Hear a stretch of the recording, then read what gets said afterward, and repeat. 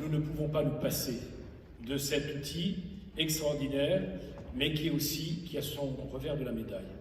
Parce que vous savez que dans toute chose de ce monde, il y a ce qu'on appelle le koach hatuma et le koach hakdusha, c'est-à-dire la faculté de la pureté et de l'impureté. Et on peut utiliser cet outil de façon exceptionnelle, mais on peut aussi l'utiliser à des fins qui ne sont pas louables et dont nous allons essayer de voir justement la parole et ses conséquences. Alors commençons d'abord par dire que il y avait un jour, nous le dit le Chafetz Chaim, prend la parabole suivante, il dit qu'il y avait un jour un homme qui est arrivé dans une usine dans laquelle il y avait 248 machines, les unes plus sophistiquées que les autres. Mais il voit qu'au centre de cette usine, il y a une machine particulière. Ne peuvent y accéder que ceux qui ont un badge, et pour y pouvoir y entrer. Et ensuite, cette personne demande, mais pourquoi cette machine spécialement, il faut être doté de ce badge? Il dit, parce qu'en fait, c'est une machine qui est encore plus perfectionnée, extrêmement sensible, à laquelle il faut faire attention. Alors, le Chafetz Chaim me dit, en réalité, qu'est-ce que c'est que le corps humain? C'est cette immense machine que Dieu nous a donnée, avec des facultés plus belles les unes que les autres. Et puis voilà que à chacune de ces facultés, il nous a dotés également d'éléments.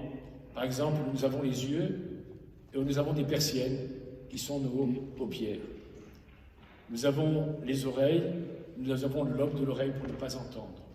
Nous avons le nez, il suffit de le boucher pour ne pas parler, pour ne pas sentir, et pour la parole. Dieu nous a dotés de deux freins, le cerveau-frein et l'ABS, la mâchoire et les lèvres.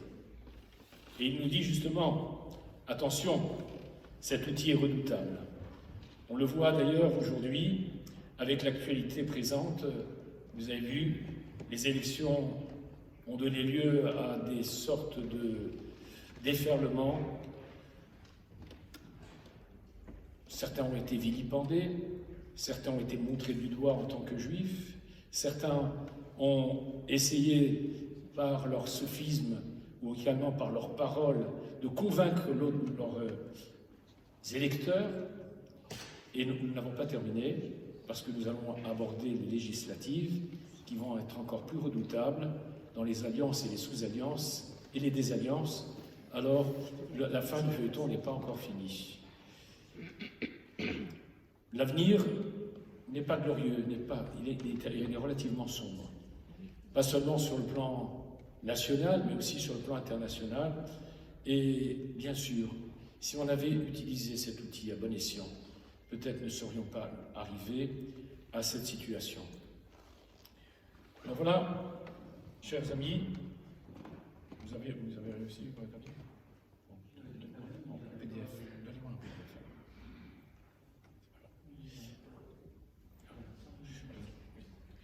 Très bien. Alors je vais avoir quand même un support, même si je n'ai pas les éléments. Alors, vous savez que la langue, c'est quelque chose de précieux, de nécessaire, d'indispensable. Pas seulement pour la parole, parce que d'abord elle a un rôle gustatif. Vous savez qu'on a, voilà, très bien, Isaac, on a notre David. Il est arrivé. On est presque Goliath. Très bien, moi j'arrive à lire.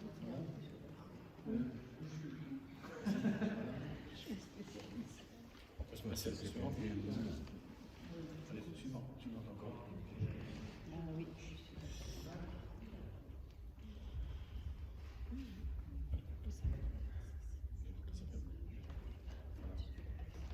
Alors effectivement, nous avons aujourd'hui des masses médias qui sont exceptionnelles et en même temps très redoutables. La toile, vous savez que nos sages ont dit que la quatrième civilisation, celle que nous vivons aujourd'hui, celle de l'Occident, comme je dis toujours, l'Occident qui veut nous occiter et l'Orient qui veut nous orienter, eh bien, a ce pouvoir, nos sages ont dit que la quatrième civilisation serait celle de lashon hara, de la médisance, du colportage, de la calomnie. Et bien sûr, avec les outils modernes, avec Internet, eh bien, les infos passent très vite et elles font très mal. Elles peuvent justement construire, mais aussi détruire. Et ces réseaux sociaux, vous en avez vu aussi, ont ce côté positif, mais aussi leur problématique que vous connaissez. Alors, la langue a d'abord un rôle gustatif. Vous savez que nous avons combien de bourgeons dans notre langue qui nous permettent de reconnaître tel et tel goût. 10 000 bourgeons, vous imaginez, dans un petit réduit comme ça. Comme je dis toujours, regardez, Akadosh Baruch Hu nous a créés avec des choses fabuleuses. Si je demandais à un électricien de mettre 100 milliards de fils dans un réduit comme ça, ce serait impossible. Et que chacun ait sa fonction. Et bien pourtant, nous avons 100 milliards de neurones dans notre cerveau et chaque synapse a sa fonction et sa réalité. Puis, bien sûr, la langue a un rôle de mastification et enfin de déglutition, mais aussi un rôle de parole. Alors, on va voir que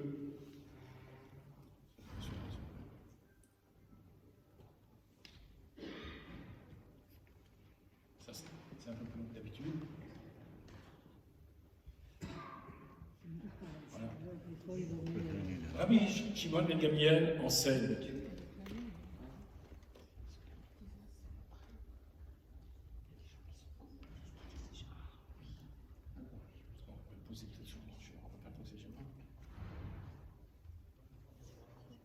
Désolé, c'est la première fois que ça nous arrive. Voilà. Rabbi Shimon enseigne toute ma vie durant. J'ai grandi parmi les sages. Tov et l'ashtika. Je n'ai pas trouvé au corps de meilleur remède que celui du silence. C'est pour ça que les sages du Talmud disent que si la parole vaut un sélar, vaut par exemple 1 euro, eh bien le silence en vaut 2. Et donc, Kol Amarbé Dvarim Choté, et celui qui multiplie les paroles, eh bien, cause la faute. Alors vous savez que toute la vie de l'homme, c'est sa parole. Quand Dieu a créé l'homme, l'univers, pardon, il l'a créé avec 4 éléments. Premier, le monde minéral. Deuxième règne, le monde végétal. Troisième règne, celui du Chai, des êtres animés. Et le quatrième règne, c'est qui? C'est l'homme. Mais il n'est pas appelé être animé, il est appelé Médaber, c'est-à-dire celui qui parle. Lorsque Dieu va insuffler le souffle de vie dans les narines de l'homme, il l'a transformé les Ruach Memalela, c'est-à-dire dans cette capacité de pouvoir parler, de s'exprimer et puis de définir les choses. D'ailleurs, vous connaissez sans doute ce fameux Midrash qui rapporte que lorsque Dieu a voulu créer l'homme, il a consulté les anges, entre guillemets, et les anges ont dit, mais pourquoi tu ne te suffis pas, tu fais pas de nous, notre création, pourquoi avoir créé l'homme? Mativo Shelze, quelle est la spécificité de l'homme? Et Dieu dit, Chochmato meruba mishalachem, sa sagesse surpasse la vôtre. En quoi? Dans sa capacité justement de définir les choses et de donner un nom à chaque chose. Parce que dès l'instant où vous donnez un nom à une chose, alors vous êtes capable d'en connaître les contours, mais en même temps de connaître la portée, la valeur, la dimension. Si je parle de respecter par exemple ses parents, alors quand je sais ce que c'est que mes parents, qu'est-ce qu'ils m'ont apporté, qu'est-ce qu'ils je leur dois, pas seulement un élément biologique, mais ce qu'ils ont drainé à travers tout ce qu'ils m'ont apporté dans la vie, alors à partir de là, effectivement, je pense avoir défini les choses dans leur juste mesure, et donc ça a une portée plus grande. What's the life? It's very... Alors voilà, qu'à l'époque où il y avait le Beth Amikdash et le Mishkan, Dieu a dit que lorsque l'homme va exprimer des mots qui sont contraires à la dimension humaine, c'est-à-dire d'avoir voulu dissocier des personnes sur le plan familial, sur le plan professionnel, sur le plan de toute la vie sociétale, alors il devra être exclu du camp. il risque d'avoir ce qu'on appelait une affection lépreuse. Non pas qui était congénitale, mais qui était la conséquence de ses fautes. Et qu'est-ce qu'il avait? Il avait un négat. Regardez, être négatif. Négat, tov. C'est-à-dire son problème, sa plaie, son affection, c'est de ne pas voir le bien, de ne pas voir le positif. D'accord? Et alors là, que le Cohen devait venir pour constater si cette affection lépreuse s'est résorbée ou si elle s'est propagée. Elle pouvait se manifester sur les murs de la maison. Il fallait même changer les murs, les pierres, s'il le fallait. Ou bien elle pouvait affecter ses vêtements. Et sa troisième enveloppe, c'est quoi? C'est son corps. Et qu'est-ce qu'on a comme remède d'ailleurs? Pour l'enveloppe de la maison, on a la mezouza. Pour l'enveloppe des vêtements, on a les tzitzit. Et puis pour l'enveloppe corporelle, on met les tefillin. Et c'est quel rachetevot ça donne? Quelle lettre initiale? Même tzadik tav, ça fait mitzvot. Ou matzot. C'est-à-dire, ushmartem et un matzot et un mitzvot. C'est ces mitzvot qui vont vous entourer, qui vont vous permettre d'essayer de ne pas faire de sortie de route et de réaliser votre chemin de vie. Alors, justement, le Kohen devait venir, et quand la personne devait être exclue du camp, il va comprendre ce que c'est la valeur d'un mot. Mila en hébreu, vous savez ce que ça veut dire, Mila? Un mot. En verlan, c'est quoi? L'ami. Yahalom. Qu'est-ce que c'est Yahalom? Une pierre précieuse. Parce que les mots sont précieux, parce qu'ils apportent aussi un éclairage. Et alors, le Kohen venait, et il a été suspendu à ses lèvres, il attendait qu'il dise Tahor Otamé, s'il était pur ou impur. Tahor, il pouvait réintégrer le camp, Tamé restait encore exclu, comme lui a voulu exclure les gens, et donc cet éloignement va lui faire comprendre le poids des mots. C'est David qui travaille à l'aéroport, c'est pour ça qu'il a fait cela. Alors, voilà, ça c'est David Betty.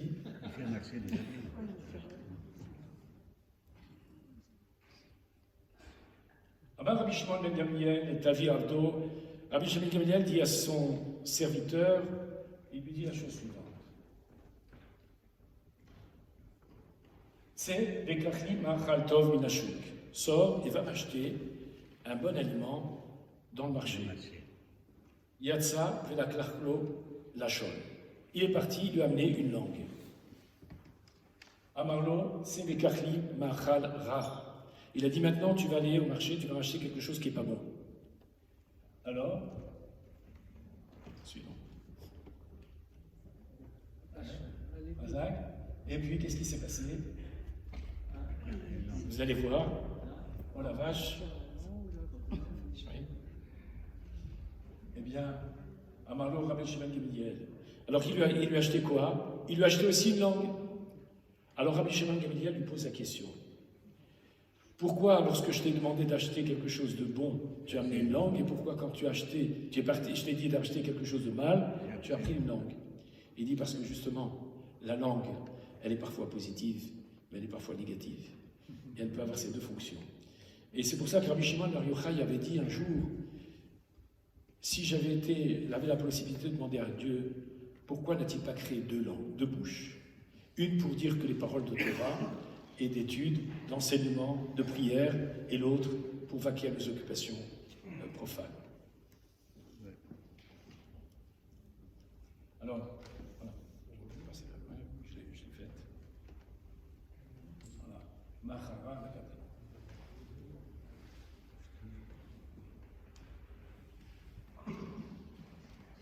Voilà, je vous donne déjà envie de manger, mais le buffet c'est tout à l'heure, c'est dans quelques instants.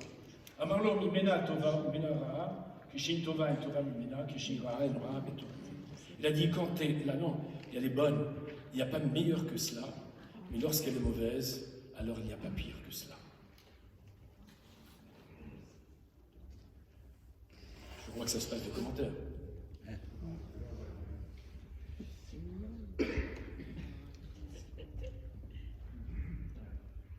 Kama Kasha Lashon Hara. Regardons combien est dure la mauvaise langue. Chez une Kasha Mishfichut Damim. Elle est plus grave que l'homicide. Migilou Arayot, que des unions illicites, ou mais Avodazara, et que l'idolâtrie.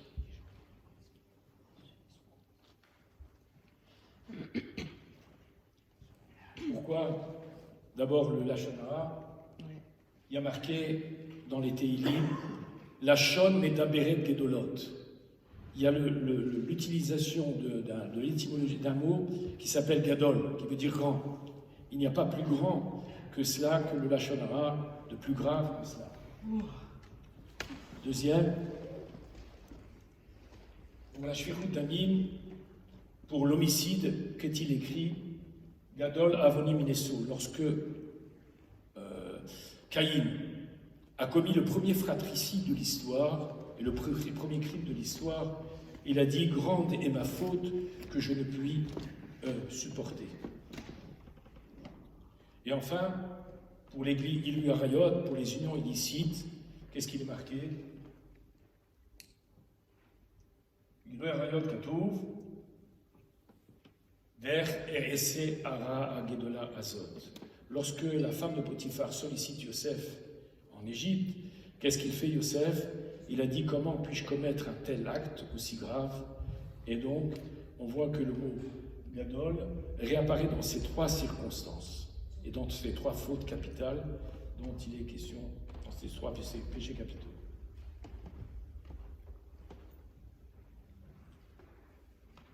Dans Avodazara, dans l'idolâtrie, qu'est-ce qu'il y a marqué? Ana chata a'am azeh chata gedola. Lorsque le peuple juif a commis la faute du veau d'or, il a dit voilà que le peuple a commis cette grande faute.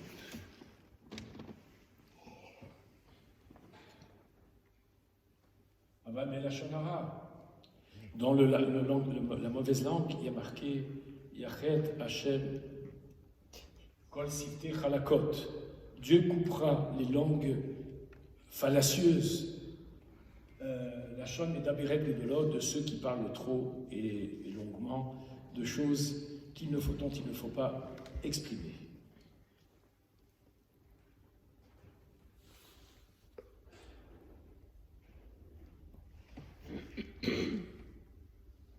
Yodirachash est caché la Lashon Hara. Ceci pour te faire savoir que dur est le Lashon Hara, Yosha Yoter Meshalosh Averot, plus que les trois fautes que nous avons exprimées.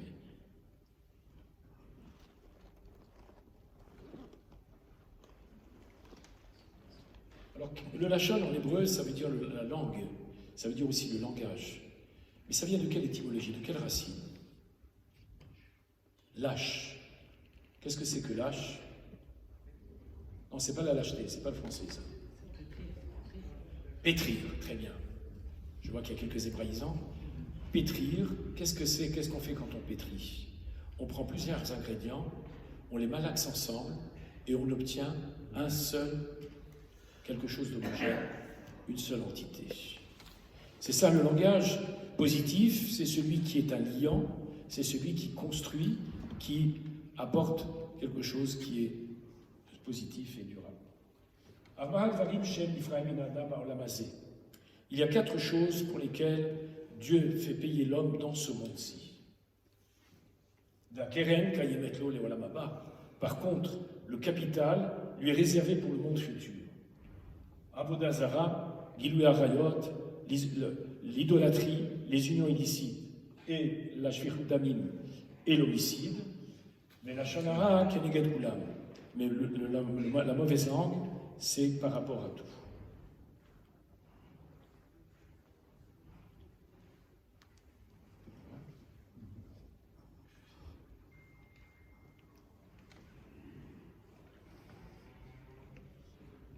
Alors, Amar Ravrizda, vous allez voir quelque chose de tout à fait insolite.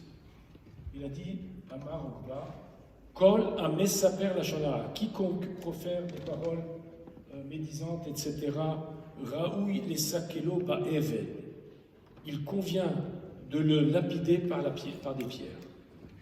Pourquoi la pierre?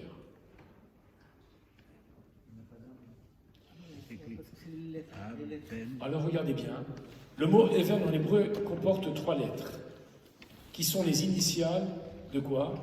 Aleph, c'est l'initiale de Av et de En, du père et de la mère. Bet, c'est l'initiale du Ben et Bat, fils et fille. 3e lettre, Nun, Nechadim, Peninim, c'est-à-dire les petits-enfants et les arrière-petits-enfants. La pierre, elle est justement témoin de la succession des générations. Ici, dans ce lieu, se sont succédées de nombreuses générations. Et alors, lorsque quelqu'un va faire du Lachon Hara, il risque de porter atteinte pas seulement à la personne elle-même, à l'individu, mais aussi à sa famille, à sa postérité. Parce que peut-être que cette tare qu'il va véhiculer va avoir des retentissements sur toute la famille, son environnement immédiat et un peu plus lointain.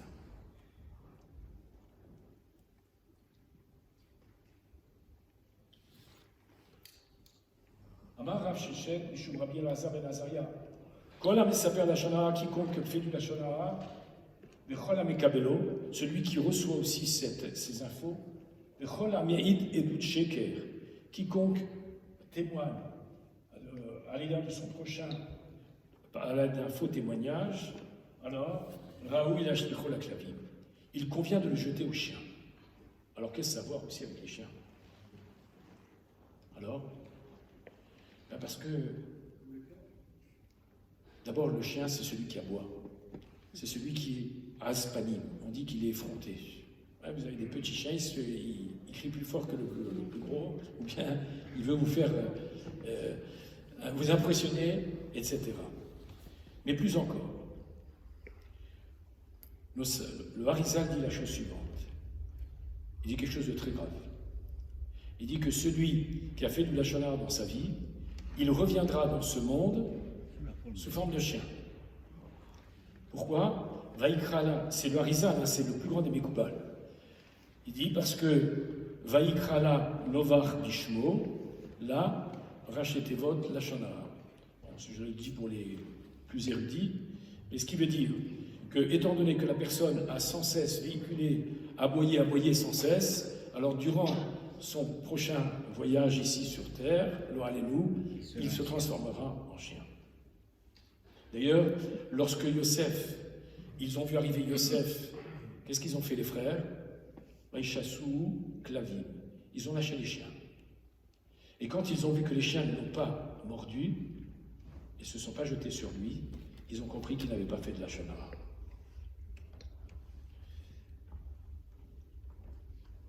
La Kelev Tashlichunoto, plus encore, vous savez que le chien, d'abord, il a une particularité. D'abord, c'est le chien, c'est un animal qui est le plus fidèle. C'est pour ça qu'on l'appelle Kelev. Kelev, comme le cœur. D'accord? Parce que quand Adam Arishon, le premier homme, a donné aux animaux leur nom, c'est en fonction de leur spécificité, de leur qualité particulière. Et donc, le chien, c'est celui qui est Kelev. Il peut faire 350 km pour retrouver son maître. Mais, vous savez que lorsque les bénis Israël sont sortis d'Égypte, pas un chien n'a aboyé, alors qu'auparavant, c'est eux qui gardaient les frontières égyptiennes. Et voilà qu'au moment de la sortie d'Égypte, pas un chien n'a aboyé, donc Dieu a dit, on donnera aux chiens la viande que nous ne mangeons pas. Bassa Bassade Terifa Lotorelu, la Kelev Tashlichut Loto. Et qu'est-ce qui s'est passé? Le mot Kelev, c'est Kelev les chenous. Il ne faut pas lire le chien et sa langue, mais il faut dire comme le cœur doit être sa langue. C'est-à-dire qu'il ne doit pas y avoir de distorsion entre ce que l'on dit et ce que l'on pense. Et ne pas être, voilà, par exemple, flatteur ou dire des choses qui ne sont pas vraies et qui ne sont pas à l'intérieur de nous-mêmes. Alors on a aussi un passage douloureux dans la tradition juive, puisque lorsque les bénis Israël étaient dans le désert, ils ont commis aussi la faute des explorateurs. Dieu a promis au peuple juif d'avoir une terre où coule le lait et le miel. Et les Israël, dans le désert, ils ont dit, mais attends, c'est bien beau tout ça, mais il faut qu'on voit un peu ce qui se passe là-bas. On veut envoyer des explorateurs. Hachem dit, bon, ils n'ont pas fait confiance. Tant pis pour eux. Shelach lecha nashim, envoie pour eux. Ils envoient. 10 d'entre eux parmi les 12 disent du Lachon Hara. Le peuple, lorsqu'ils écoutent le rapport négatif de ces explorateurs, qui avaient déjà une idée préconçue, des préjugés défavorables, alors qu'est-ce qui s'est passé? Le peuple pleura cette nuit-là. De quelle nuit s'agit-il?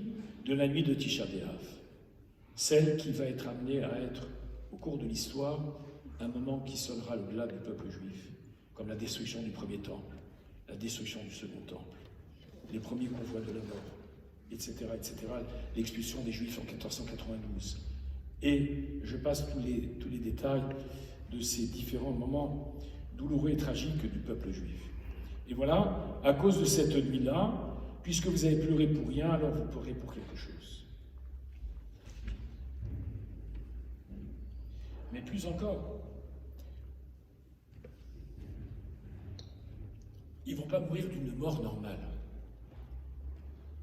Vous savez que Dieu voulait faire disparaître tout le peuple juif et commencer une nouvelle humanité avec Moshe Rabbeinu. Moshe Rabbeinu dit, écoute, Hachem, voilà, si déjà une table à 3 pieds, elle ne tient pas, alors avec un seul pied, comment elle va tenir? Si avec un peuple qui est constitué d'Avraham, Yitzhak et Yaakov n'a pas pu tenir, comment avec un seul homme, qui que moi, l'humanité pourra tenir? Alors, Akadosh Baruch Hu dit, Salarti kidvarecha, je pardonne selon tes paroles. Mais il va y avoir quelque chose. C'est que toute la génération du désert, ceux qui avaient plus de 20 ans au moment de cette faute, va errer pendant 40 ans, à l'instar des 40 jours qu'ils ont exploré la terre d'Israël. Et tous les ans, 15 000 à 16 000 personnes mouraient. Ils s'allongeaient creusaient leur tombe, s'allongeaient.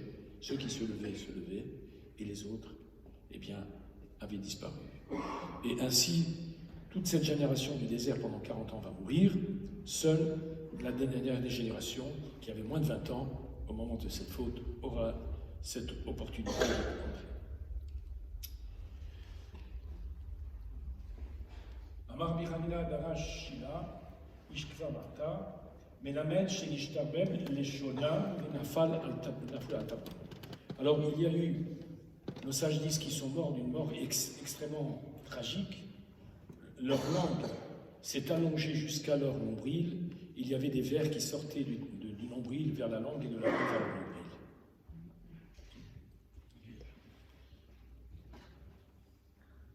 C'est la même chose, voilà.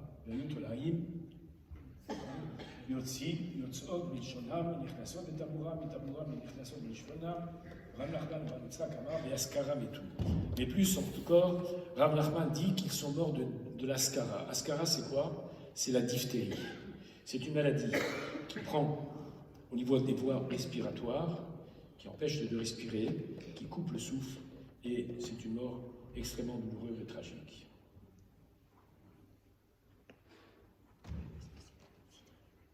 Amar Biraza ben Prata.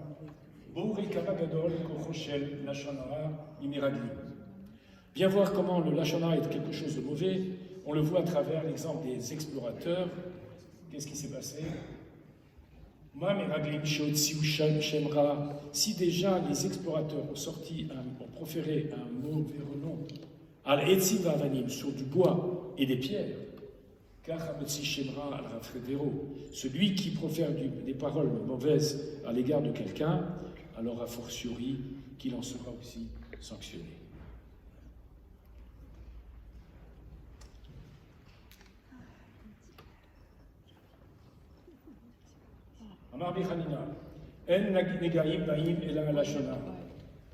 Les maux, les plaies proviennent de la faute de la médisance. Sache, mais en fait, en général, on ne voit jamais nos propres défauts. C'est-à-dire, d'ailleurs, regardez, quand je prends un doigt, c'est un doigt accusateur, j'ai 3 doigts qui sont dirigés vers moi. D'accord? Mais en général, on ne voit pas ses propres défauts, on ne voit que ceux des autres. C'est pour ça que ma droite est votre gauche et votre gauche est ma droite. Understand?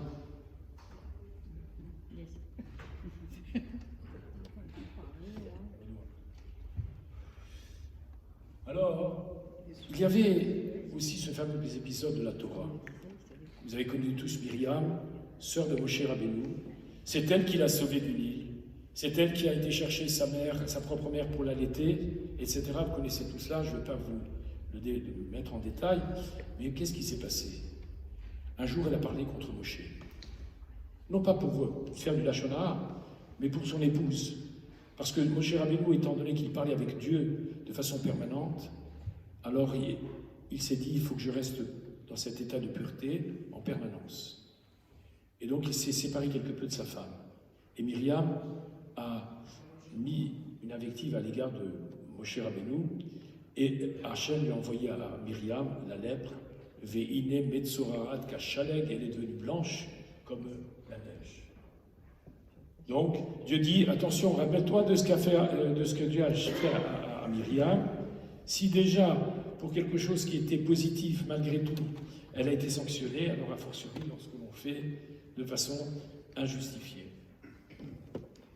Alors il faut distinguer bien sûr ce qu'on appelle le lachon hara et le motzi shemra.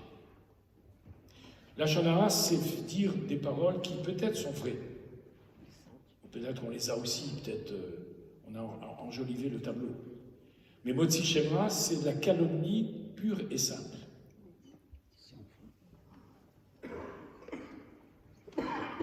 Alors, lorsque Moshe Rabbeinu aussi est en Égypte et qu'il sort vers ses frères, il voit un Égyptien qui est en train de frapper un Hébreu. Et ensuite, le lendemain, il y a deux hommes qui se disputent, et au moment de cette dispute, que se passe-t-il? Il y a un des Hébreux qui dit à l'autre, « Dis-moi, est-ce que tu veux me tuer comme tu as tué l'Égyptien ?» En fait, Moshe Rabbeinu n'a pas tué l'Égyptien par le coup, en prononçant le nom divin. Et en essayant de regarder dans son lignage si il n'y avait pas un être illustre, ou bien même dans sa postérité, quelqu'un d'illustre, avant de prononcer le nom de Dieu et de le mettre inanimé. Et voilà que Moshe Rabbeinu, en entendant cela, il a dit « Achem Moda Adava ». Maintenant, je sais pourquoi le peuple juif n'est pas encore sorti d'Égypte, parce qu'il y a des délateurs. Et ça, Akadosh Baruch Hu n'aime pas cela. Si on est descendu en Égypte, c'est à cause de la parole. Si on est en galoute encore aujourd'hui, même dans cette galoute aujourd'hui, c'est à cause du lachon hara, et nous n'en sortirons que lorsque nous serons débarrassés justement de ce lachon hara. Vous comprenez pourquoi c'est important de traiter ce sujet.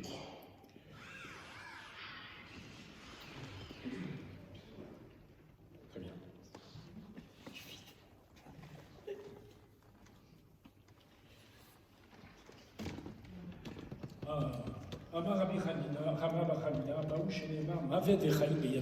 Qu'est-ce que signifie? La vie et la mort sont entre les mains de la langue. Est-ce que vous voulez que je vous raconte l'histoire de cette fameuse parabole? Il y avait un jour un roi qui est tombé très malade. Et tous les médecins ont essayé de trouver les remèdes. Il y en a un d'entre eux qui lui a dit, voilà, il faut que le roi boit du lait de lionne. Alors, il envoie ses pages et puis il dit que celui qui amènera du lait de lionne, eh bien, il sera récompensé. Il y avait un homme qui vient voir le roi et dit, voilà, sire, moi je suis un pauvre monsieur, je n'ai rien à perdre. Si vous me donnez 7 brebis, je suis prêt à y aller. Qu'à cela ne tienne, il y va. Chaque jour, il donne au lion, il essaie de l'amadouer, etc. Il la lionne, il leur donne à manger. À la fin, il réussit à tirer le lait et il est avec son petit seau pour aller chez le roi. Mais voilà que tous les membres de son corps sont en ébullition et chacun dit « c'est grâce à moi, mes mains, c'est elles qui ont entré ». L'autre dit « mais si tu n'avais pas les jambes, tu ne pourrais pas ni aller ni revenir ». Et ainsi tous les membres du corps se se disputent pour se valoriser leur action. Et voilà que tout à coup, la bouche a dit silence, c'est moi, le roi de tous les membres du corps. La preuve, je vais vous la montrer. Il arrive devant le roi, il dit, sire, voilà, le lait de chienne. Il dit, comment, il se moque de moi cet homme? Mettez-le au cachot. Alors tous les membres du corps sont en train de trembler et disent, reviens sur tes propos, on ne peut pas... Alors, il dit, bien, puisque vous reconnaissez ma grandeur, alors je vais aller chez le roi et lui dire, sire, dans notre contrée, la lionne se dit qu'elle bat, alors c'est la même chose que le chien. Donc, voilà pourquoi j'ai prononcé ces mots. Et le roi a dit, bon, on va voir, on va tester, il boit et il guérit. Voilà un petit peu pour essayer d'illustrer. Alors, la vie et la mort sont entre les mains de la langue, c'était l'une des illustrations. Et là, Mara pose la question, il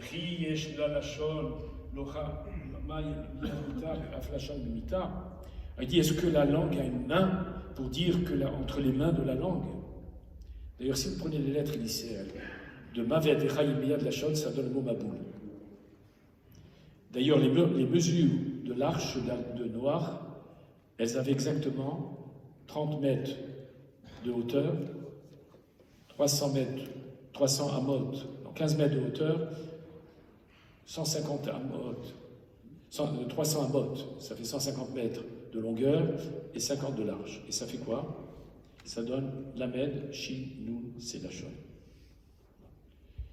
Effectivement, dans ce déluge de paroles, eh bien, on amène aussi des choses qui ne sont pas très belles. Alors, aussi, on a comparé la parole à des flèches. Vous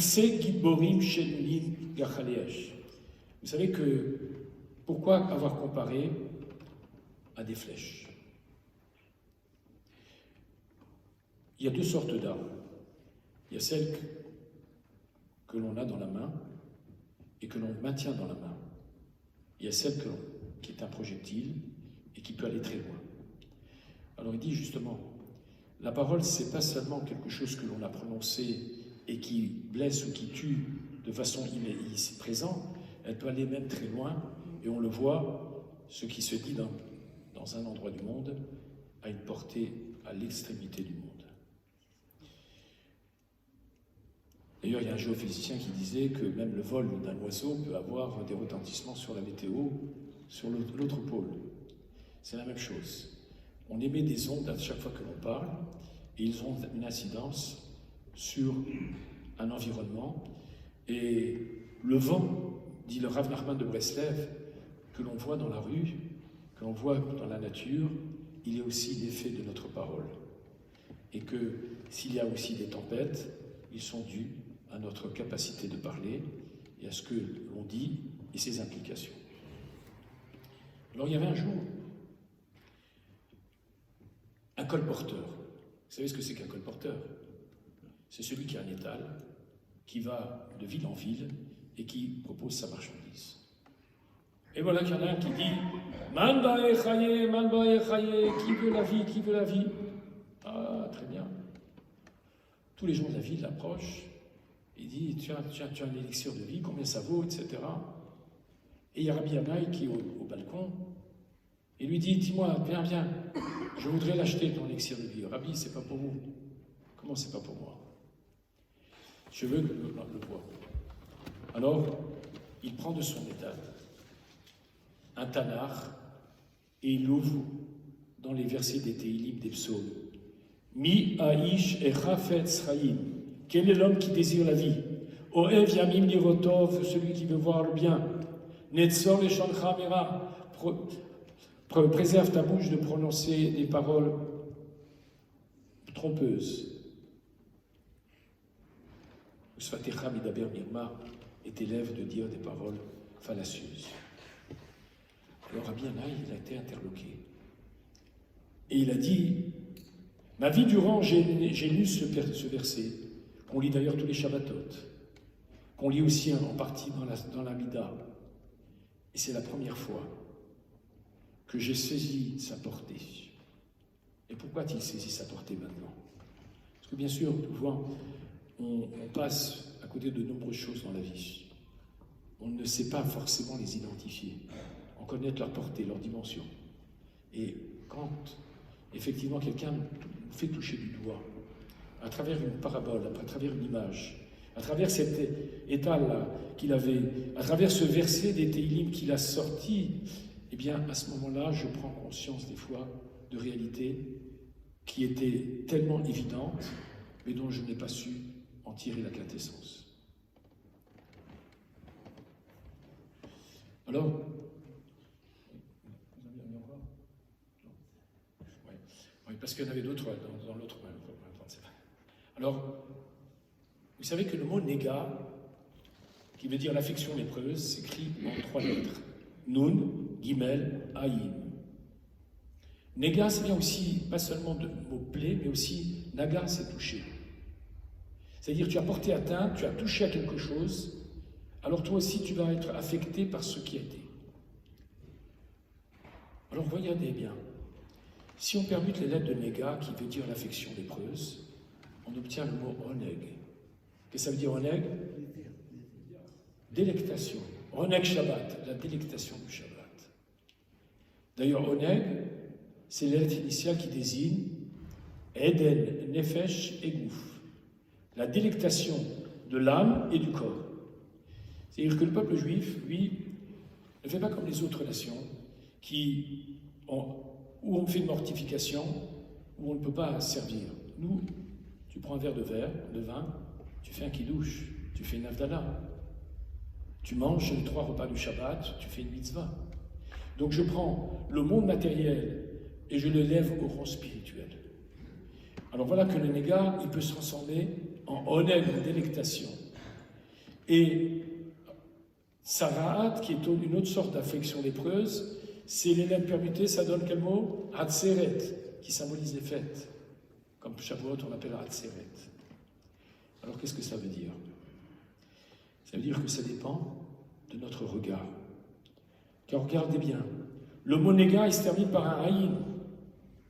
Sara'at, le haïn, il est aussi au milieu. Mais oneg et hatzeret, le haïn est en tête. La lettre haïn est en tête. Haïn, ça veut dire aussi l'œil. Shlomo HaMelech a dit la chose suivante. Chacham enav berusho. Le sage, il a les yeux sur la tête. Première nouvelle. C'est lui, Shlomo HaMelech, le plus sage de tous les hommes. Et bien sûr, si je traduis de façon littérale, j'arrive à un non-sens. Et je dis, il nous a donné la palissade. Mais quand je comprends qu'il a voulu dire qu'effectivement, lorsque j'ai un regard qui n'est pas dévoyé, et que je regarde les choses de façon dont il fallait, alors ce n'est pas un égard, ce n'est pas une affection lépreuse, au contraire, c'est un oneg, c'est une délectation. Understand? Alors tout est dans le regard. Regarde. Regardez bien. Lorsque l'on prend l'herba minime à Sukkot, parmi ces 4 espèces de plantes, il y a le hétrog, il y a le palmier, il y a les feuilles de myrte et les feuilles de saule. On va prendre juste un exemple, c'est celui des myrtes. Pour que la tige soit valable pour faire célébrer cet herba minime, il faut que les 3 feuilles soient à la même hauteur, en tout cas au rouleau. Si elles sont, par exemple, comme ça s'appelle Hadash Shoté. Qu'est-ce que ça veut dire Shoté? Fou. Saut. D'ailleurs, Shoté, ça veut dire le mot sauter, c'est-à-dire aussi prendre, dévier. Alors regardez bien. Parce on a 3 yeux. N'est-ce pas, David? Il est d'accord avec moi? Alors, où est le 3e œil? C'est l'œil du cyclone, non? Les 2 yeux sont les 2 yeux physiques. mais il a ce qu'on appelle Enya Sechel, les yeux de l'intellect. C'est-à-dire cette capacité de pouvoir faire en sorte que cette vision ne soit pas seulement une vision physique, une vision matérielle, mais une vision spirituelle qui change notre regard des choses et qui nous permet de réfléchir un petit peu plus sur la vie et de nous donner aussi un sens à cette existence par un message de la Torah qui nous a été livré. Je ne voulais pas vous laisser dormir. Vous êtes tous réveillés encore? De plus en plus. Alors,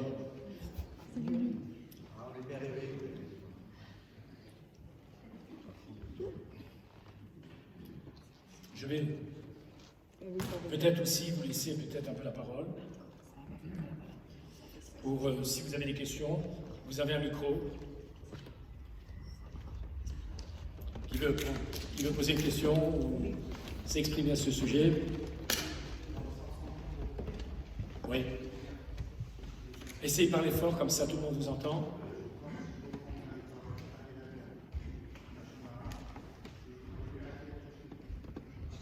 Alors, vous savez, d'ici, je ne vous entends pas, mais au fond, ils ne vous entendront pas. Tiens, Rémi. Alors, juste aussi vous dire, nous allons faire aussi une quête comme à l'accoutumée.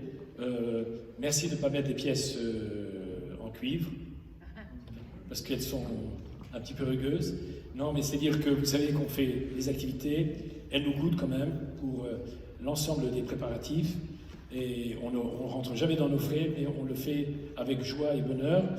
Vous savez que la semaine prochaine d'ailleurs, nous faisons une soirée Yom HaZikaron et Yom HaAtzmaut, avec la présence du directeur de l'agence juive, Ari Abitbol, qui nous fera une conférence sur Israël, perspective et challenge. Donc vous êtes aussi cordialement invités. Il y aura un office à 19h15 spécial Yom HaZikaron pour la mémoire de tous les soldats tombés et tous ceux qui sont tombés pendant tous les actes terroristes. Et également une tefila spéciale à Yom HaAtzmaut et la conférence. Et puis à la fin, bien sûr, il y aura aussi un buffet israélien. Alors, oui, question. Merci. Je ne sais pas, je vais juste vous dire, si j'ai bien compris ce que vous avez expliqué, je crois qu'à un moment donné, vous avez dit que Kol Amedaber, la Shonara, la Kelef Tashtichon. Non, c'est pas que Tashtichon, on le lâchera au chien. Oui. On lâchera au chien, d'accord. Je vais peut-être faire la réponse en même temps, si j'ai bien suivi votre cours. Parce qu'en fait, vous avez expliqué que la Kelef, c'est comme le cœur. Donc quelque part,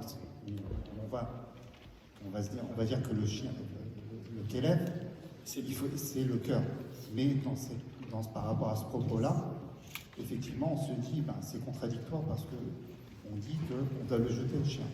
Alors, je pense que si j'ai bien compris ce que vous avez dit en introduction, parce qu'il faut se dire qu'effectivement, il y a deux façons de voir. Avec la langue, on peut faire du bien ou du mal. Donc, je pense que ça répond à la question par rapport à ce que je viens de dire.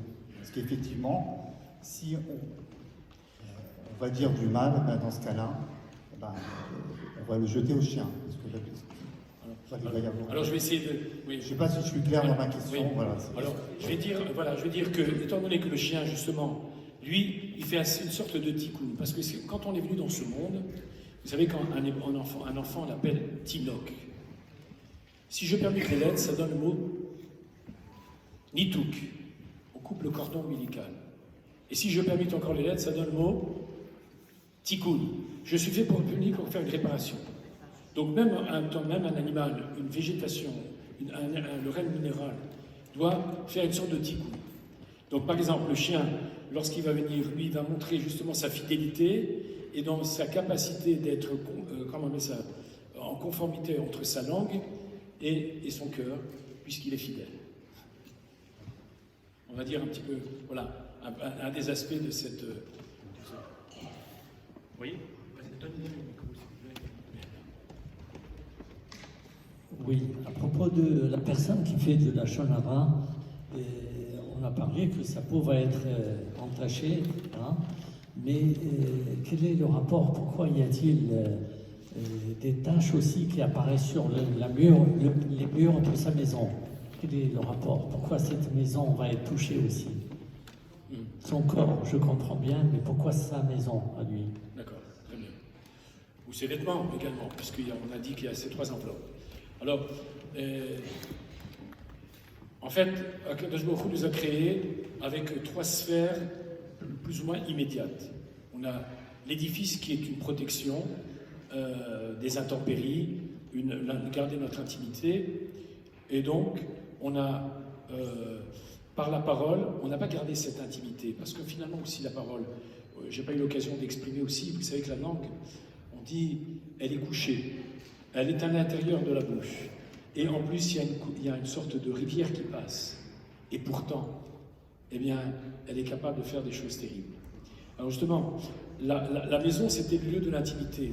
Ta langue aussi, c'est un peu cette intimité que tu as dévoilée et que tu n'as pas su garder. Donc elle va avoir l'affection sur la maison. Tu n'as pas su garder aussi cet habitat qui était ton vêtement, qui est le corps et l'écrin de l'âme et le véhicule de l'âme. Tu n'as pas aussi été capable de... Alors il y a eu cette affection qui pouvait survenir. Ou encore, Dieu donné par semonce. C'est-à-dire, on commence par la maison, c'est l'enveloppe la plus externe, il ne touche pas le corps immédiatement. Après, il envoie sur le vêtement, et après, il envoie sur la chair. Donc, c'est quelque chose qui vient crescendo.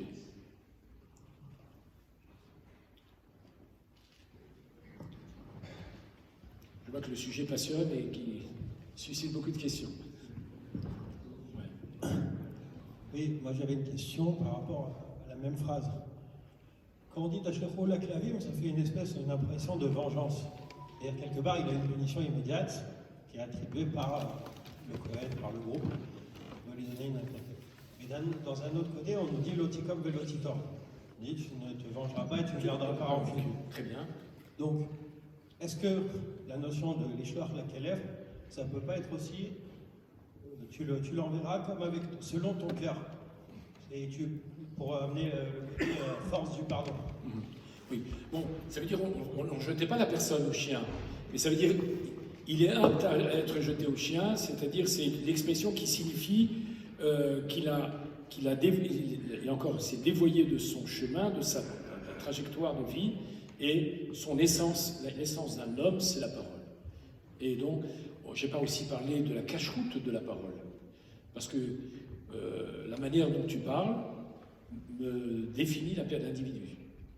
La manière dont tu dis, tu t'exprimes, etc., grossièreté, vulgarité, etc., va nous faire comprendre qui est cet individu et comment il est. D'accord? Donc, c'est pour ça qu'on dit Adam, Nikar, Bekoso, Bekiso, Bekaso. Un homme, on le reconnaît à la fois à la manière de dépenser son argent, à la manière de boire et à la manière de s'exprimer, de s'énerver aussi. Donc, et d'ailleurs, ces 3 choses, il y a les mêmes lettres. Casse. Vous savez ce que ça veut dire casse? Caché. Parce que c'est quelque chose qui va s'exprimer dans certaines situations et qui vont émerger. Vous voyez? Oui? Et maintenant.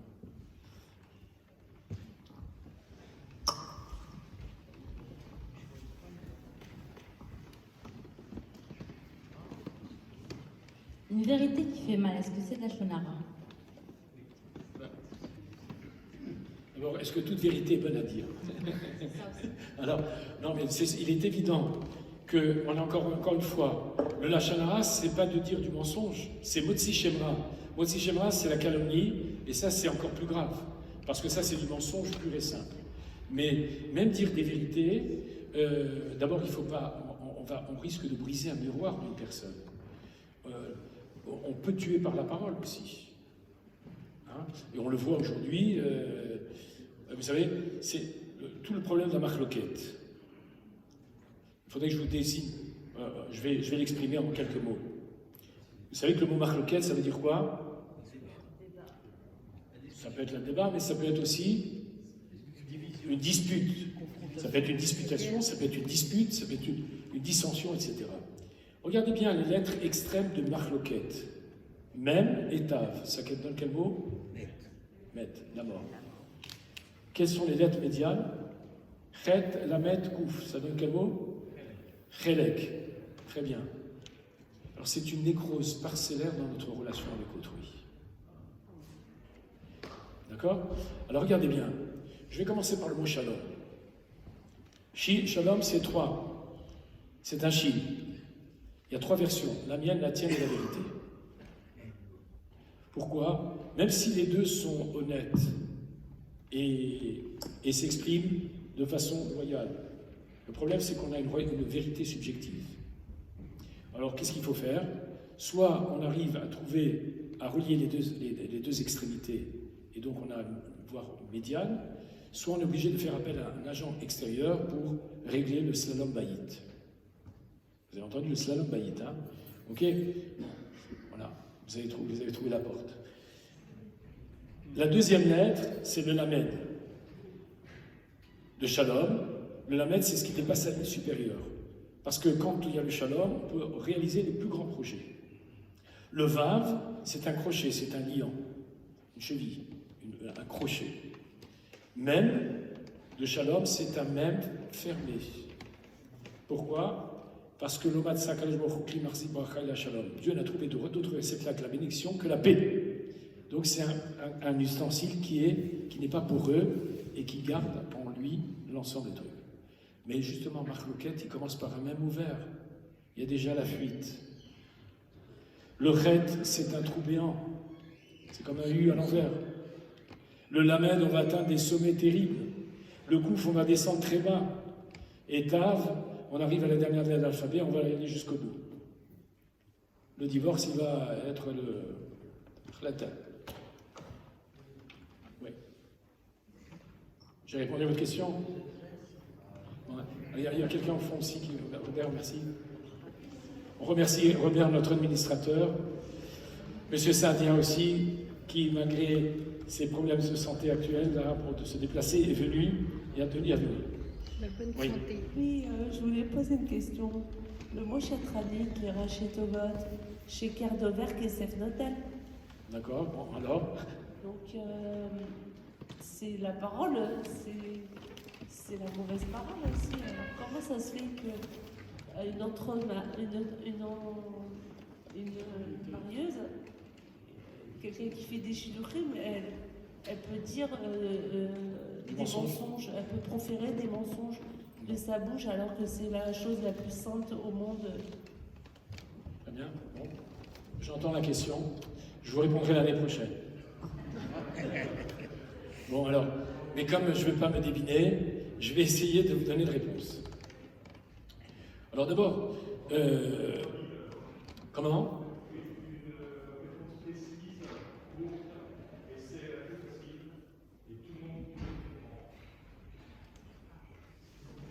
Pardon? Vous voulez que vous attendiez une réponse à cette question?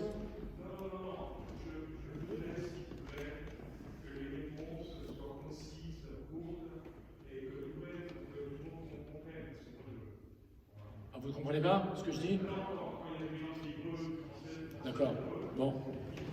Oui. Bon, là, je vais parler en anglais maintenant.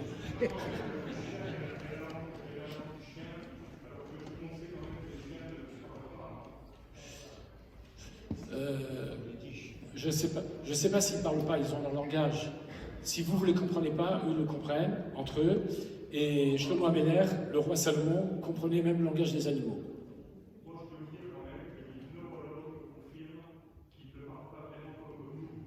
Oui, bon, c'est vrai, mais ils ont leur langage. Ça, bon, chacun a son langage. Hein. Vous savez, même quand vous écrivez en codé, vous avez un langage que je ne comprendrai pas, mais que s'il est crypté ou etc., certains le comprennent. D'accord? Oui, mais même les oiseaux ont un langage, tous les animaux ont un langage. Hein. Il est le leur, mais ils ont un langage. D'accord? Même les minéraux ont un langage que l'on ne connaît pas encore, mais qu'on apprendra. Alors, juste, je vais répondre au shaker de verre. Non, mais vous avez raison, hein, je ne vais pas vous contredire. Mais on prendra langue après. Voilà. Alors, je vais... Non, mais parce que... voilà, 365 jours se sont écoulés, et je vous donne la réponse. Alors, il est évident que, par rapport à la question que vous avez posée, que les chatraliotes, on dit « Sheker dover kesef noten », bon, c'est un propos très peu élogieux à l'égard de ceux qui font des entremetteurs, qui, malgré tout, il faut leur reconnaître, c'est un métier très difficile, surtout dans notre société, où effectivement le nombre de célibataires est en progression exponentielle. Et je dois dire, je fais une petite parenthèse, que effectivement, quand on a plus de 3 exigences, on n'est pas amené à se marier. Il faut faire attention. Alors, des fois, il n'a pas ça, il n'a pas ça, il n'a pas ça, il n'a pas ci, il a ça, il a ça. On n'en termine plus.